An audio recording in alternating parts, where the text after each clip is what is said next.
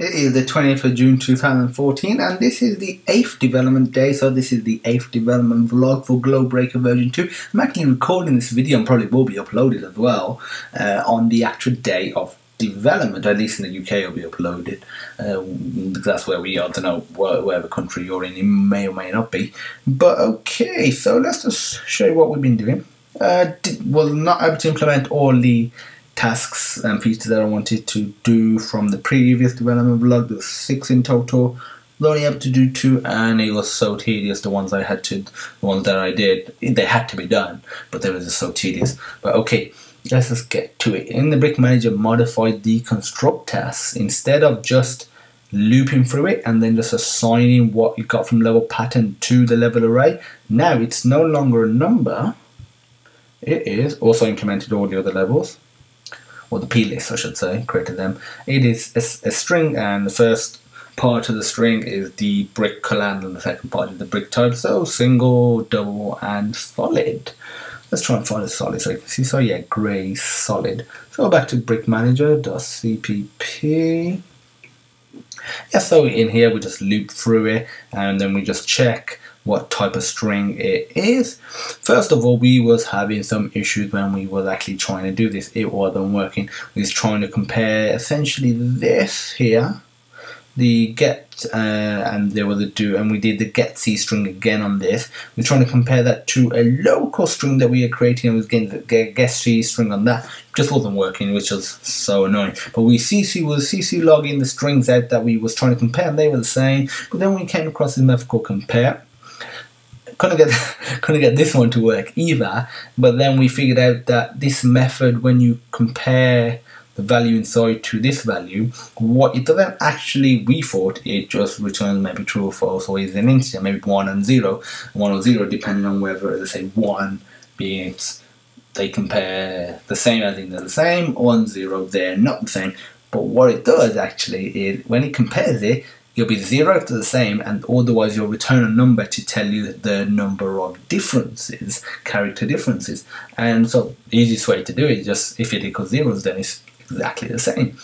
So yeah, in our spreadsheet that we should show you in a second, because we have it from our old Globebreaker version 1, there is colons in there, so we have to just put a colon here. We could change it in there, but we was happy with it, and it's a minor thing, yeah. This will probably be abstracted into definitions, most likely. I don't know, actually. I'm still deciding, because now I'm probably going to leave this as it is. I'm probably not going to put this as a definition, simply because this is really the only place it's going to be used. I might abstract it sometime, but it probably won't be this version. Yeah, and that was it. And then the draw method, nothing had changed. So let's just show you our level template that we was working with. So hopefully you can see it and get a gist of it. You're able to just create your grid here and just see what it visually looks like. And so we can just do, I don't know, yellow double. And when it's filled in, it's a double one. When it's not filled in, or it's just white and it's got writing, it's a single one. And then it updates it down here. As you can see, you updated it here. So if I just change that to green single, it updated it down here. Just undo that. And then what we would do is copy and paste this. Obviously, we got all the other levels implemented as well. But yeah, we would copy and paste that. Go back to Xcode. Then we would literally copy and, like I said, copy and paste it into this file, and that would, well, it works, so it's great. If you have any suggestions or maybe better ways to do it, we're always open to suggestions. Let's just show you what this looks like as of now. Really happy that we got level loading. We never did level loading in the original version. We just found it just a lot easier and a lot quicker to not do level loading.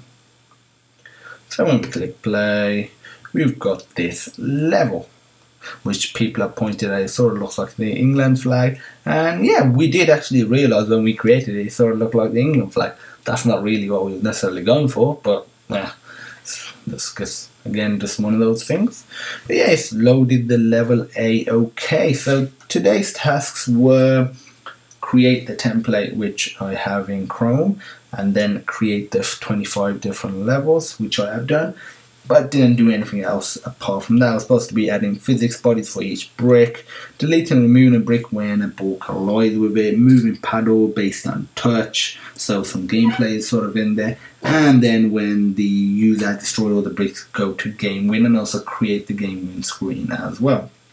And also with the paddle, we'll be abstracting the code that we've got in game scene, aka this piece of code, abstracting this into its own class, which would obviously have touch methods and what have you. But we didn't get to implement these other 4 tasks, or start these 4 tasks, just because it took hours just to do them. You have no idea, you might have an idea, but so how annoying it was to do all the others. But now that it is done, it is good, because we can work on the other tasks. They will be for tomorrow. So like I said, adding physics body for each brick, deleting and removing a brick based on if a ball has collided with it, moving the paddle using touch, and showing the game win screen when all bricks have been destroyed on that level, and obviously also creating the game win class, or implementing I should say, because at the moment it's just bare, there's nothing in there. We've got the classes, but apart from that they do nothing absolutely. But yeah, still have that issue of the balls losing momentum if there's multiple balls or multiple dynamic objects and they hit each other, so that is really annoying. If you have any suggestions, let me know, and we are open to suggestions. We need help. On a side note, the first Cocos 2DX online party was this morning. In the UK, it started at 3 AM and finished at 5 AM. I did attend, and for China, I believe it was something like 10 AM to 12 PM. So it was their like late morning to lunchtime. So it was practical for them.